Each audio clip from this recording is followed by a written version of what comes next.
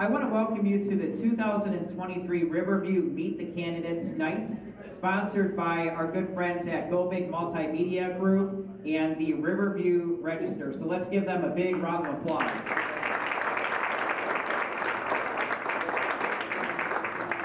My name is Ron Hendricks, and I'm the president and CEO of the Southern Wayne County Regional Chamber of Commerce. And it's an honor to be here, to be invited by Will Evans and Sherry Evans to help play a role in today's evening. And I do want to, my primary role right now is to introduce to you today's moderator and facilitator, you can say, and MC, so many hats of tonight's program. And that is the president and the publisher of not only the Riverview Register, but the Go Big Multimedia family of papers, and that is none other than Mr. Will Evans. So let's welcome Will to the stage.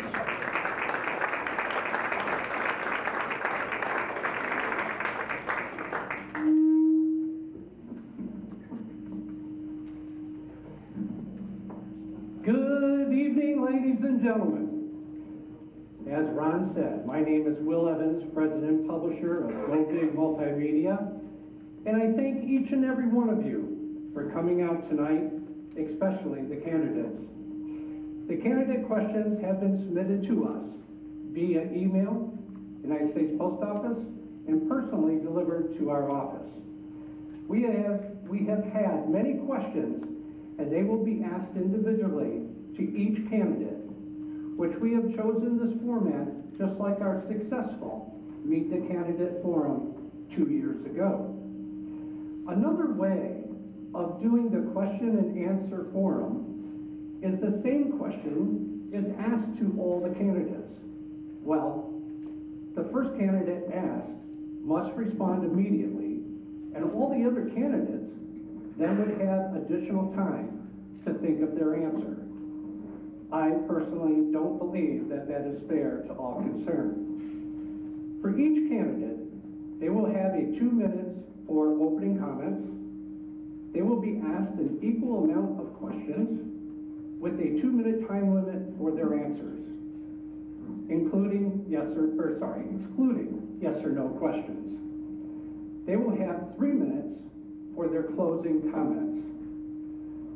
Mr. Ron Hendricks, President and Chairman of Southern Wayne County Chamber of Commerce, and his lovely wife, Leah, along with my beautiful wife, Sherry Evans, of Go Big Multimedia, will be the timekeepers.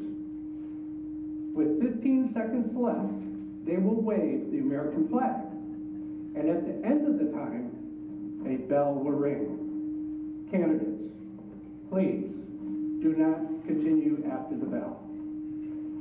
Ladies and gentlemen, this is not a debate. This is an opportunity for the candidates to express their positions and their ideas for the greater good of our city. Candidates, I wish you all the best for a successful campaign. I will be addressing the candidates by their first names, as I do not want to mispronounce their last names, and the TV team makes a big blooper reel on me. So, by the first name in alphabetical order, we will begin with the opening comment or opening statements for 2 minutes. Andy. Good evening, everyone. I hope you don't mind I read my opening statement. I'd like to express my gratitude for the opportunity to speak before you today. I also extend a heartfelt thanks to Mr. Will Evans from Go Big Multimedia, Arnaldo, and Mr. Ron Hendricks for their participation today, and thank you all for coming out. My name is Andy Swift. I've had the privilege and honor of serving as your mayor for the past 8 years and councilman for 10 years before that. My wife and I are both retired from the Ford Motor Company in 2007. We've been married for 46 years and have 2 grown sons and been blessed with 4 wonderful grandchildren. In recent months, especially with the discussions surrounding dispensaries, I have noticed interactions between members of the Riverview Discussion Facebook page has taken a negative turn. What was once a space for civil discourse was transformed into a hub of offensive and borderline abuse behavior directed towards its participating members. I share this view because I feel it necessary to withdraw from engaging in the belittling of our esteemed residents.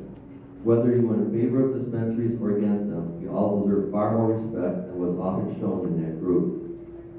All residents deserve better, and I will continue to post positive notices in order to keep Facebook members informed of all upcoming events.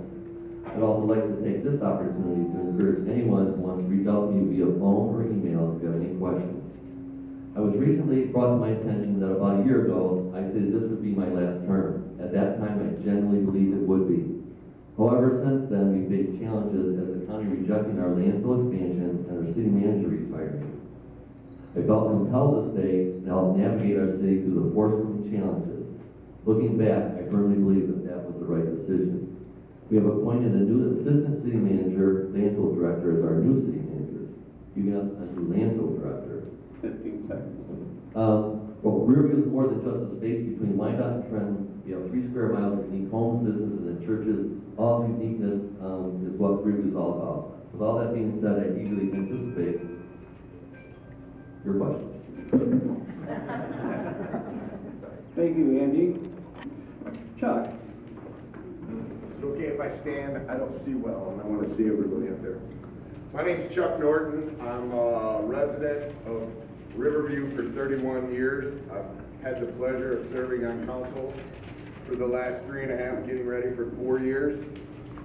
The reason that I decided not to run for council and run for mayor is basically what Mayor Swift just said right here.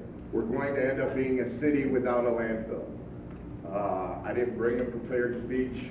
I'm just kind of speaking from the heart. I've spent a lot of time researching what's been going on with the future of Riverview not having a landfill. And I think it's going to take the entire new council team, because there's 2 open seats. And I think it's very important to have the mayor, the captain of the team, be someone who is constantly engaging with all 6 council members. This city is very important to me. I graduated in 1988 from the city of Trenton, and my ex-father-in-law owned the Amoco gas station at Fort Sibley. So at a very young age, I realized I wanted Riverview to be my home. I was very blessed that when I met my beautiful Italian bride, that I say I batted way out of my league. My father-in-law, who has passed, John Manzo, owned this Manzo sandbar for a very long time. He was a Navy veteran, and I just would like to see our city get back to the way it used to be. We have to make up 10 millage points within 10 years. And as of 2025, we are no longer allowed to 15 seconds. We are no longer allowed to take money from the landfill. So we have a little over a year and a half before we have to find another source of revenue. Thank you. Thank you, Chuck. Ed, 2 minutes, please. I think I'll stand too. Good evening, everyone. My name is Ed Moss. My parents moved here, and actually to what is now Green Trees, when I was a year old. We stayed there for a year. I ended up moving to the house I ended up growing up in a nearby city. From there, after my schooling, I went to the city of Detroit for some time, and then eventually to California, where I learned politics really at the local level, because because that's what they believe in there. From there, around 10 years ago, I moved back here to take care of my father. When he passed away, I found a house that just so happened to be in Riverview, and I ended up moving back here. So it's kind of funny how it all comes around. The reason I decided to run is because right here in December of last year, when the Wayne County Commission had a meeting, I was thoroughly embarrassed, and I said to myself, even though I was watching that meeting on Zoom, and hearing all the residents, even those from the city, saying how they didn't want the landfill to be expanded, I said, I will never feel that embarrassed again. And then eventually, I took it as a calling to run for mayor of this city. And I didn't want Mayor Swift to run unopposed, actually, either. I want to thank Go Big Multimedia for having this. I want to thank our Knowles for hosting it. And for all of you who are watching in the audience, I thank you. For those of you who may be watching live streaming, as well as any of you who watch the tape version. I appreciate your efforts as well. One of the things you can expect from me is openness and transparency, which I know is getting to be a bit trite 15 here. seconds. But I am open, I am honest, and I take accountability, and accountability starts with me. Thank you. Thank you, Ed. Gentlemen, question number 1. Andy, what has been your proudest accomplishments since being elected? And please step up and address your failures. Well, to start with, I would think one of the failures would have to have been our unsuccessful expansion of the landfill. So I think that I'm proud of the effort that our city, the council, and staff put into it. We have our direction from the county, and we're going to go with that.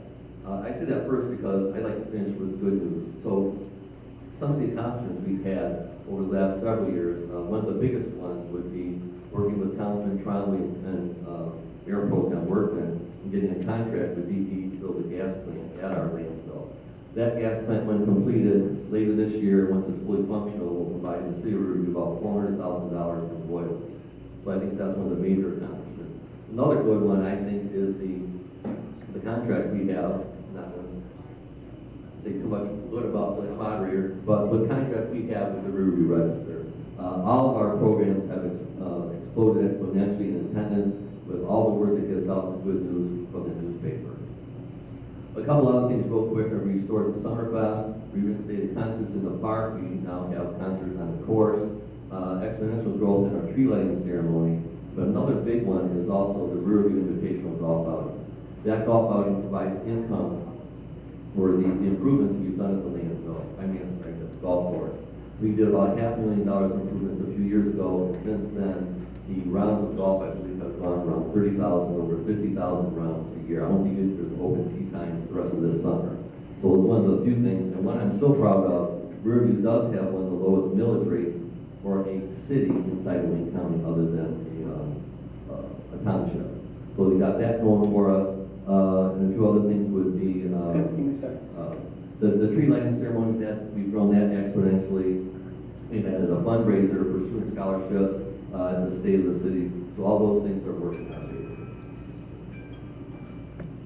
Thank you, Andy. Chuck, in your lifetime, what past professional or personal expertise do you have with large budgets? Elaborate what job experience gave you that expertise. Before I hurt myself and had to take a medical retirement, tomorrow is actually 20 years since that accident.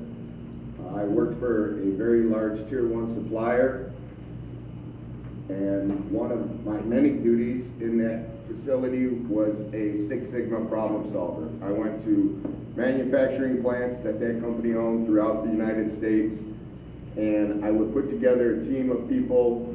It was powder metal connecting rods, and we would work on the actual problems within that plant. Multi-million-dollar plants where I was not the one that personally solved the problem. I would bring the experts in, and my job was to facilitate the problem solving. A lot of times when you're on a short time frame on that because you're losing production and your scrap is high, so it was to keep everybody focused on the problem. Besides that, now being a chaplain, nobody calls a chaplain when everything is peachy. They call a chaplain when everything is terrible and their life is in a crisis. So working through those problems with people is something that kind of I'm used to. And with our city, we're going to have some problems and we're going to have some growing pains. And that's something that I feel that I have the right qualifications to do from my previous life in the secular world in manufacturing.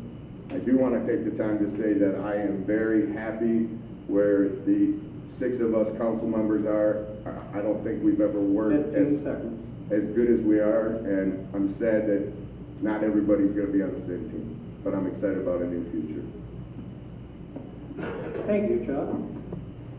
Ed, is there a particular issue and your solution that you want to fix as mayor of the city of Riverview? I like that question. Well, the most important thing to me, as well as to the people based on my informal survey and poll, is the landfill.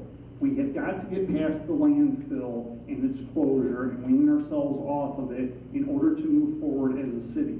I do not want to have an emergency finance manager, and I'm deathly afraid if the right things are not done over the course of the next 4 years at least, that's exactly where we're going to be. My plan for the landfill is not to solely raise property taxes, and I don't even believe we need to raise them 3 to 4 mils each year for an indefinite number of years. I think if we can have a 1 to 2 mil increase over, let's say, 10 years, I think that would be a lot better.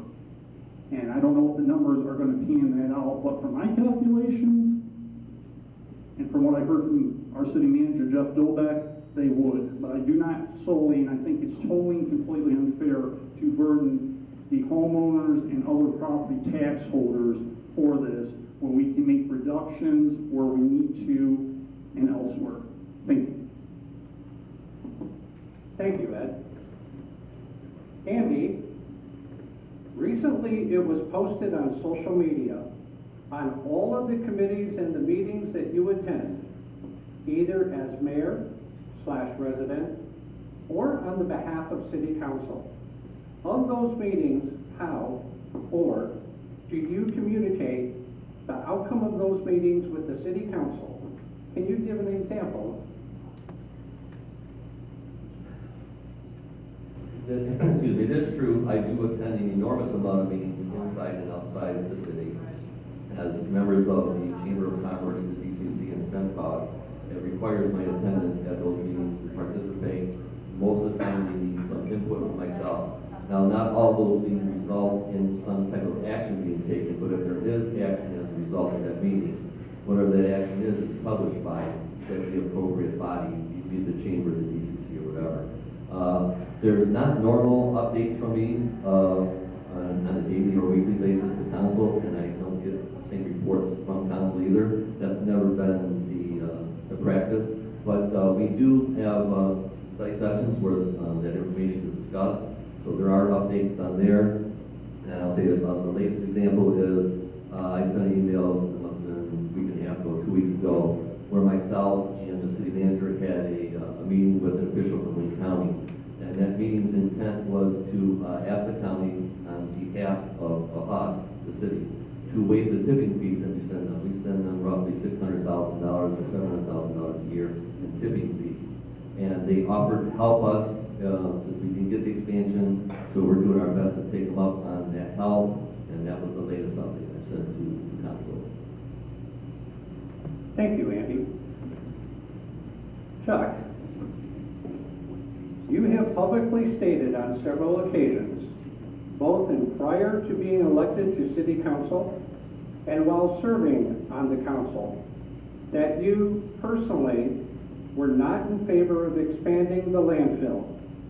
Yet in your tenure as a council member, voted in favor of expanding the landfill along with your colleagues. How can you make future decisions without having a past history of flip-flop positions? Well, I was hoping this one would come up. In 2019, when I ran for city council, I think I had one of the shortest answers when it came to, do you support the expansion of the landfill? My answer was absolutely not. And then I won. And then once I started looking at the financials and realizing that we were already 2 years deep into a landfill expansion, it was no longer about my personal opinion. It was what was right for the city of Riverview. So I attended a lot of meetings in the backyards of people that their backyards were on Coachwood, which meant that expansion was going to come closer to their house. And it was very hard to look them in the face face and say, I understand where you're coming from, but when I look at the financials, I do not know how this city will survive without an expansion. Now, with that being said, I don't feel that the prior council should have kept going at a certain point, because the Facility Inclusion Committee did not change. Our plan did not change, but we kept throwing money at it. And to this day, as an elected official that answers to you, the residents, I still don't know how much money we threw at that landfill expansion. But we had to try to get it, because now we're in a position where once we got a new city manager and we paid money for Plant Moran to do a deep audit because our city manager is a CPA and needed help understanding where the books are, we're done taking money from the landfill after 2025. 15 seconds. I saw the flag, so thank you, sir. Thank you, Chuck. Ed, if elected mayor, how do you handle criticism, and what would you do to handle those disagreements with your colleagues or other city officials? I was hoping you were going to ask that, Will. Well, first of all, I would take it one person at a time. Secondly, it would depend on the person and what the criticism was. But the first thing I would do is I would take the person aside and I would talk to them. I would ask them why they were saying what they were saying, and then hopefully it would be settled right there. If it wasn't settled right there, I would want to keep on talking privately about it, because I believe when you're a team that, much like sports teams, that which is in-house stays in-house. And I will not try to publicize or embarrass anybody, because that is just wrong. Everybody's an elected official. The city employees are city employees. It's just not productive for a healthy, safe work thinking. Thank you, Ed. And as a friendly reminder, these questions are from you, the citizens. Andy, why wasn't there a plan in place prior to the present to replace the future income lost with the eventual closing of the landfill? Well, I cannot address how councils 20, 30 years ago didn't plan. But the council since I've been on, as long as we were perfect or good arbiters and caretakers of the landfill, since there was 2 previous expansions granted by the county, our hopes were that there would be a third. But if there wasn't, even though there wasn't a plan written, there was plenty of discussion of what we would need to do. So I believe it was in 2018, 2019, when the former city manager, there was like 6 or 7 options that he described, that things that we would need to do in preparation for the closing. So with that being said, our current city manager today is implementing some of those steps. One of them is the sale of our cell phone tower. Another one is the sale of some property. Now, normally it's not good to sell an asset to pay off a bill, but when this asset gets sold, it will go return to the property tax roll. So there's benefits there. So there is partial plans in place, and one of them, obviously, there may be the possibility of a public safety millage. So we've always said that the landfills actually provided $1.5 to $3 million a year in lieu of taxes since the early 70s. So we always knew that if that landfill does exist, that money has to come from somewhere. So as Councilman North said, we are working on those steps. We'll do baby steps along the way, but there is a plan now that are 6 or 7 steps. That's not nearly enough to get us to the end, but that's to me a good start. Thank you, Andy. Chuck, being that you were part of a small committee to research information about the possibility of allowing cannabis dispensaries in our city, it appears that only allowing the council members and mayor to vote And this decision has caused a major divide in our city. Example, Lincoln Park allowed their registered voters to decide. It appears that the cart was put before the horse here in Riverview. Now knowing that it is such a tenacious subject amongst the Riverview citizens, would have it been better to have let the registered voters vote on this ordinance so their voice was heard? Why or why not? Well, I'll start off by saying it's going on the ballot, so the voters are voting. But what I would like to say is what started this in the first place. Myself and some of my colleagues constantly received two types of phone calls. Number one, they were tired of Bob Smith, and that's a generic name, next door to them growing cannabis in their basement and seeing a lot of bicycle traffic and stuff like that. But the other one, and I don't expect anybody to take my word for it, I have colleagues here, ask them.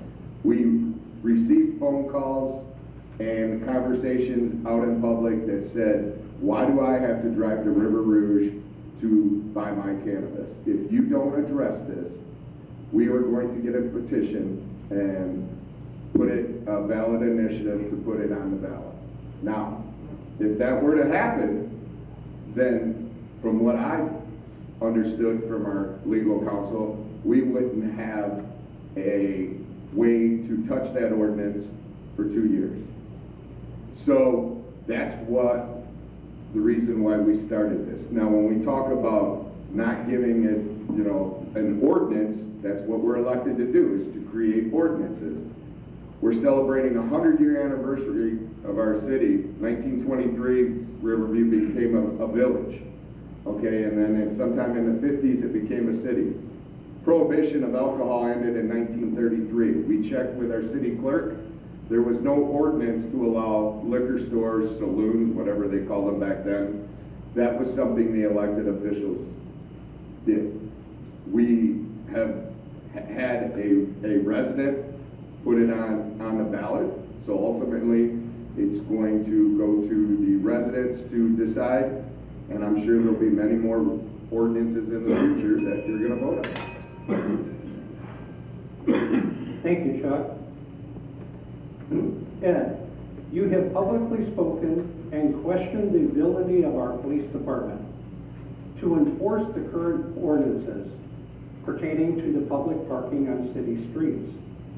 What would you do to improve the enforcement by the police department? Thank you all. Actually, I have emailed the council 3 times because I have a neighbor who likes to park right in the edge of my driveway. Actually, not just one, but I actually have 2 neighbors that do it. One across the street from me and the one directly next door to me. And at no time has the council, the mayor, or the police department done this.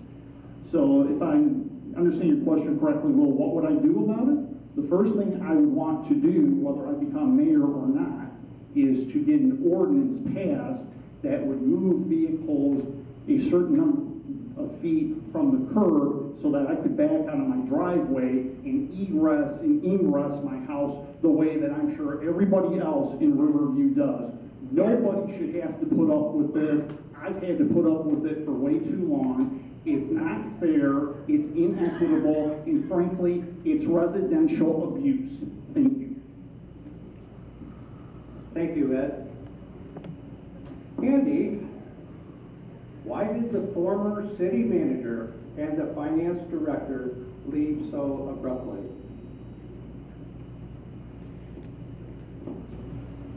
Late last year, the former city manager decided to retire.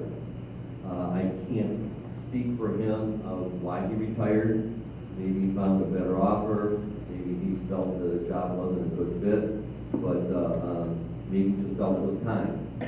We use the average, I'll call it average lifespan for a city manager is about 5 years.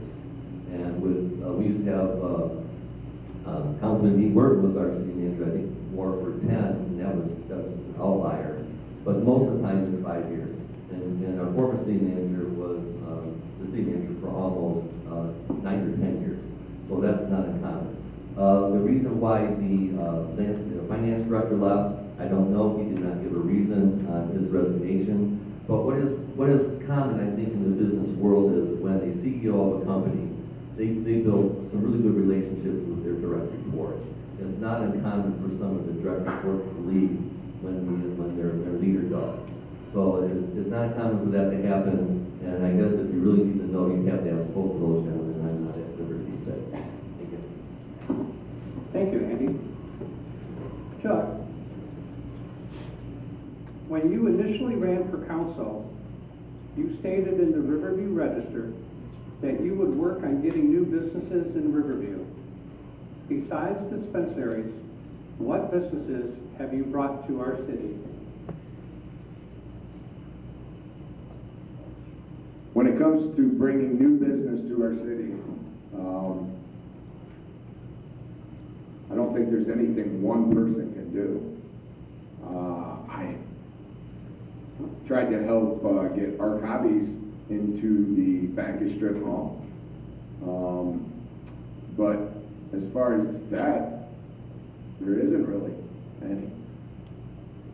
But that's something that I think as a team, we, the 6 council members and the mayor, have to aggressively work with.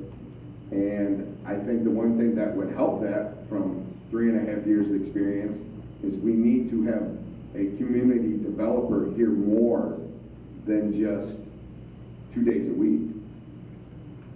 Having a community developer here seeking out business needs to be a full-time job. And back in 2008 is when I think we did away with that. But me, myself, I haven't been able to wrangle any business and bring them here. Thank you, Chuck. Ed, who and what motivated you to run for mayor? Thank you all. In part, like I said before, the December meeting of last year was really the impetus to it because I was sickened and I was saddened, and frankly, I was very heartbroken for this city. In addition to that, I have a friend who encouraged me to run for mayor, and unfortunately, part of the sacrifice of running for mayor is she and I are no longer friends. We had a long-term friendship, and just stuff happened to her, stuff happened to me, it was just too stressful. Aside from the meeting, I gave it a lot of thought, and the way it was is I felt like it was a calling. Not a religious calling, just a calling like, if I don't do this, who's going to? And I said to myself, Ed, you're a leader. Leaders lead. So why not it be you? I did not know at the time that Councilmember Norton was going to run. I am glad he is, because as I stated, I did not want Mayor Swift running unopposed like he did in 2019. Well, we need leadership in this city, and we need it badly, and we need it right now. Not tomorrow, not the day after that, right now. Thank you. Thank you, Ed. Andy, there's a lot of rhetoric on Facebook regarding the potentially $6 million missing from the water escrow account. If so, where did it go? Well, first let me say there's not $6 million missing from the water escrow account. That's totally a false statement. But what I think they're referring to is that the capacity manager, which is not an uncommon practice, where if you have, depending on where you are in the financial cycle, if you have a large payroll coming up for the police, fire, employees, and stuff like that, if there's not enough in the account responsible for that, you move money from one account to another. And that's what would happen in the water escrow account. They took money out of the escrow account, put it in the general fund, paid payroll, and then after tax collection, the money went right back. So it's very misleading that they said there's any money missing from the escrow account. That's not true. But I saw the same post, and myself had also made reference to why do we even have a water escrow account? Well, as most of you know, any type of infrastructure improvement costs millions and millions of dollars. And I think what Riverview does an excellent job of as we collect enough in the water rates to finance our own improvements by ourselves. So that money's collected, and I don't pretend to know how much is in that account now, but it's probably $15, $20 million, because we got some huge projects coming up. And you save a ton of money when you pay cash for a project. So you save money in financing and all the other things that are required to finance such a project. So I think I'm proud of the way we've done things. And to answer the question just succinctly, is there's not any money missing from the escrow account. Thank you, Andy. This one might be a blooper. Chuck, the Planning Commission chairperson was on the ad hoc committee. He said that his role was a resident and not a representative of the Planning Committee. Given that the ordinance was about half related to the zoning matters, why didn't the committee refer to the zoning related matters to the Planning Committee? The committee was put together, and our direction was to take the ordinance to the council. We had 10 people on the committee, and you're correct. The president of the planning commission was one of the 10, and we had another resident, but they weren't part of the, they weren't there as the president of the planning commission. I don't see why it should have. We had Dave Skirdo, who is the community developer that oversees the zoning, so we had representation through him to be a part of that. So that would be fine. With Dave Skirdo being there, he works with the zoning board commission, so he's there. Thank you, Chuck. Reminder, these questions are from the citizens. Oh, you're asking them, I'm looking at I you. hear that. Okay, Ed. As a single mom, I am trying to find out more about the city. In addition to what I view on the city website and the city's Facebook page. I did a search of Riverview on YouTube and discovered several very weird, scary, seemingly creepy videos that you, Mr. Moss, posted. Can you explain what those videos are all about, sir? Okay, first of all, I categorically deny that I do any creepy videos. Yes, the simple explanation is I started a YouTube channel called Ed Moss's Living in Riverview because my neighbor who left right after the opening statements, Mr. Calipori, who Mayor Swift said he hadn't talked to in 25 years, but I saw him talking to him right before this meeting. I did that because he recorded me and sent it to the police, and my neighbors across the street recorded me and sent it to the police. And I said, okay, if they're going to record me, I might as well record myself and essentially stalk myself every time I step outside of my house. Anybody's welcome to look at them. I don't appreciate the negative comments I have heard from my neighbor across the street, for one, or his girlfriend/wife. But as far as I'm concerned, I try to keep the videos very realistic to what's going on in Riverview. And if people find it to not be as positive, then maybe they need to think about that reflecting my experience in this city and help me to help it to improve.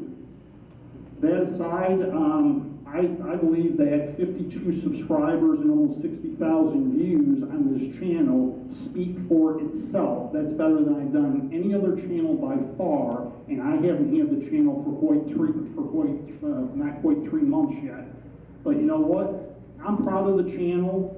I'm proud of the content that I do, and it reflects the very real reality that's around me.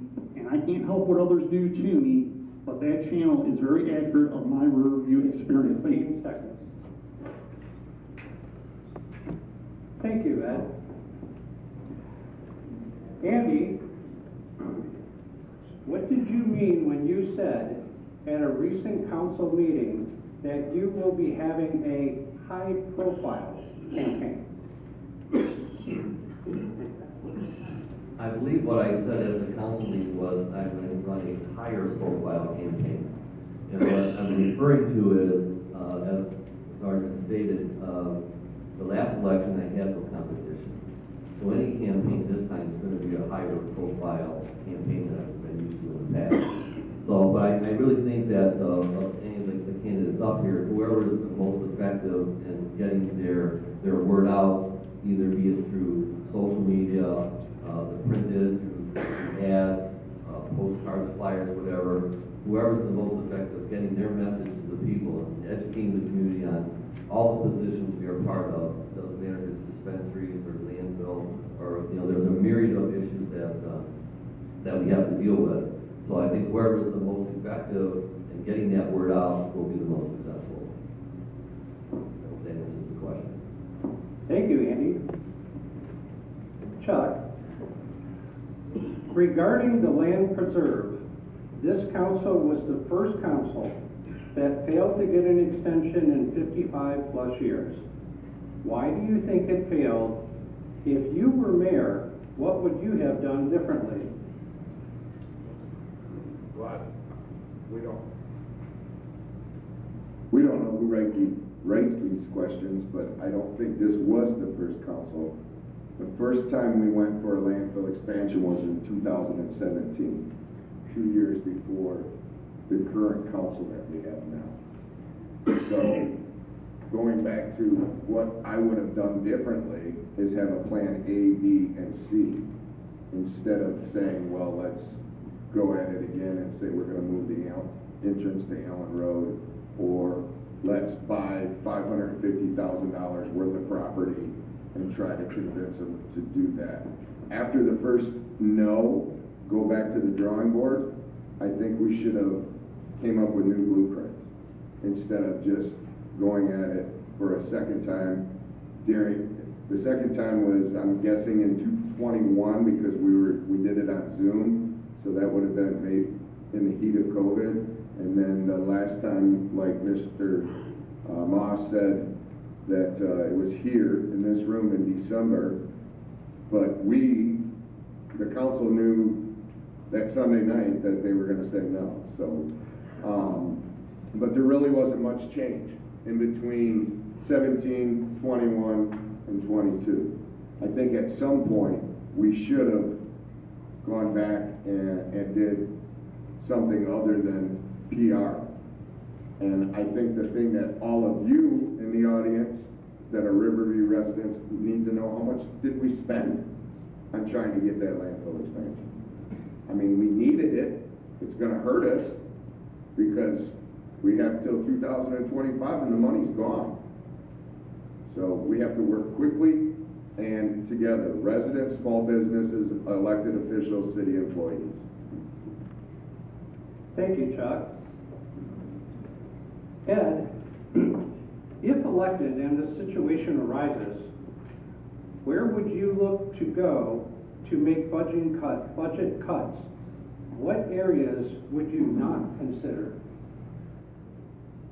Well, the first two off the top of my head that I wouldn't say I wouldn't consider because everything would be on the table, but they'd be the last two I would consider would be police and fire.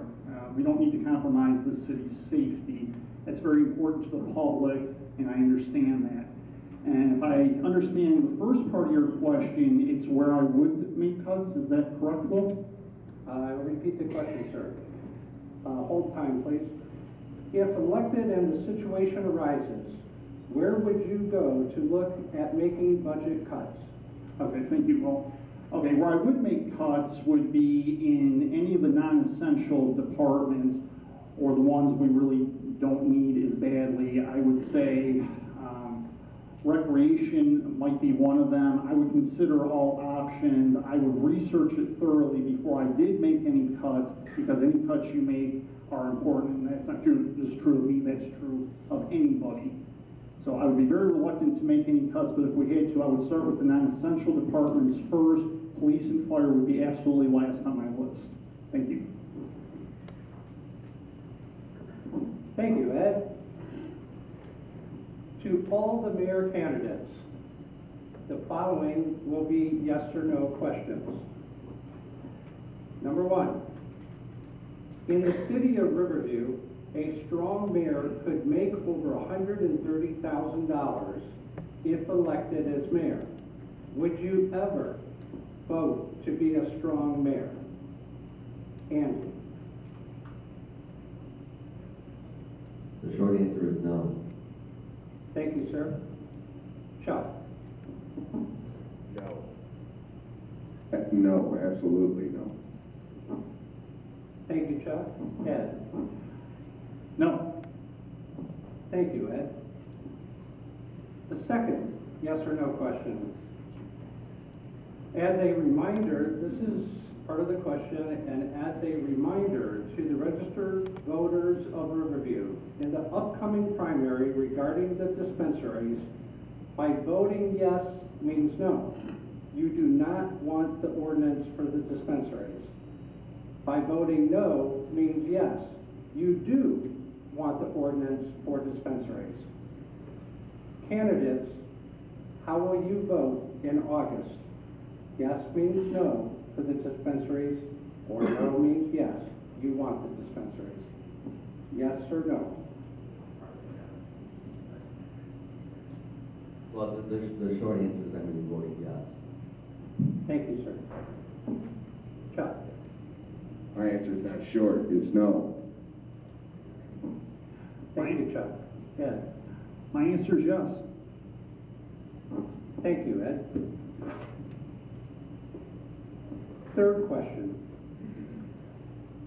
A yes or no question again. Learning from our last election, I am a concerned citizen that the following question will be fact-checked to your answer. Have you ever been convicted of a crime, misdemeanor, or a felony? Yes or no? Andy? No. Thank you, sir. Chuck? Got a misdemeanor once for selling cigarettes Yes, to yes or no, sir? Yes. Thank you, sir. Ed? Yes, but it was expunged. Thank you, Ed.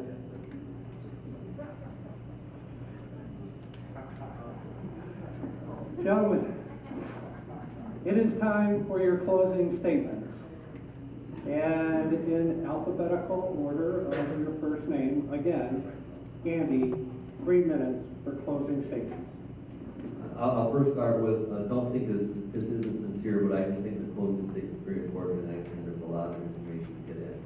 As we come to the end of this candidate forum, I'm going to take a moment to highlight some of the accomplishments we've achieved since 2015.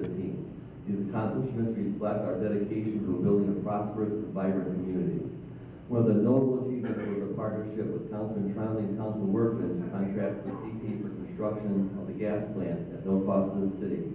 This initiative not only guarantees $400,000 in royalties once the plant's online, but a reliable source of income for years.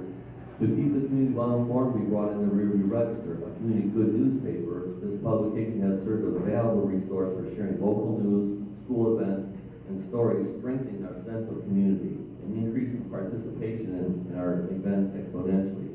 We took great pride in restoring the Summerfest, which is the hallmark of our town's identity.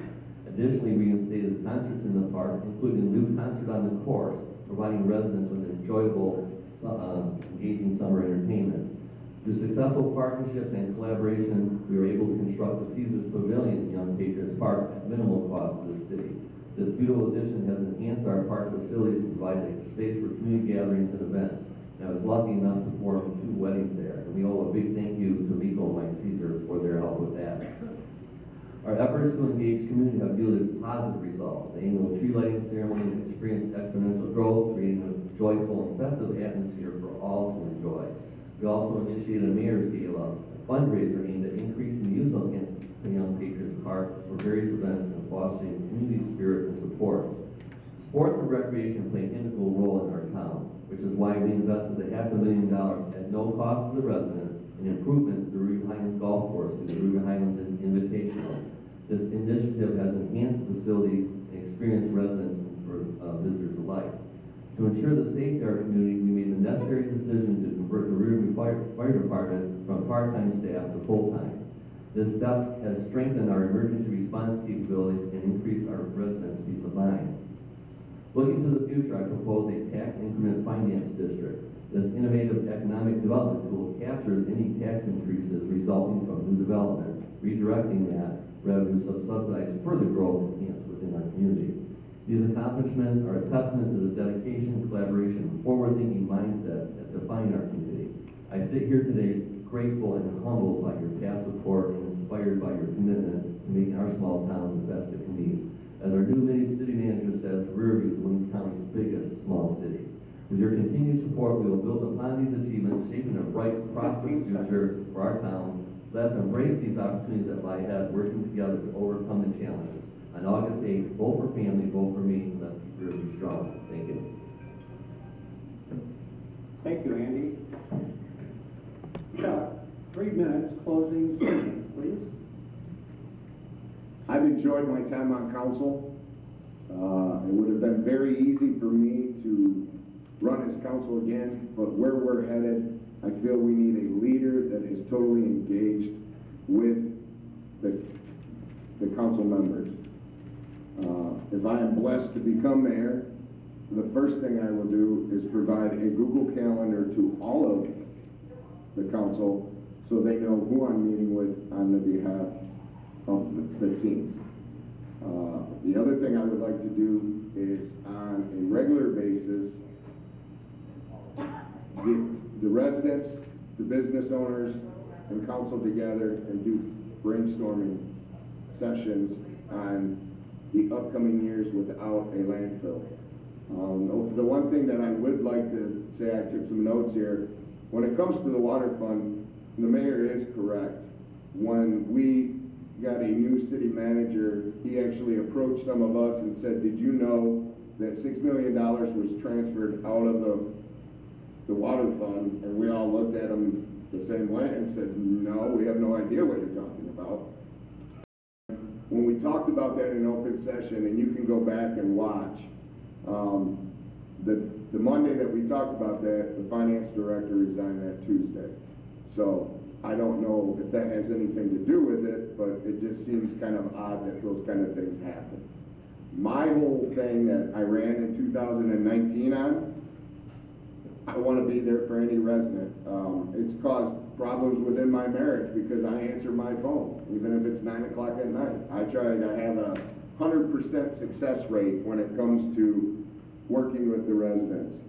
The other thing that I'd like to mention is we're not going to solve this problem with 7 people.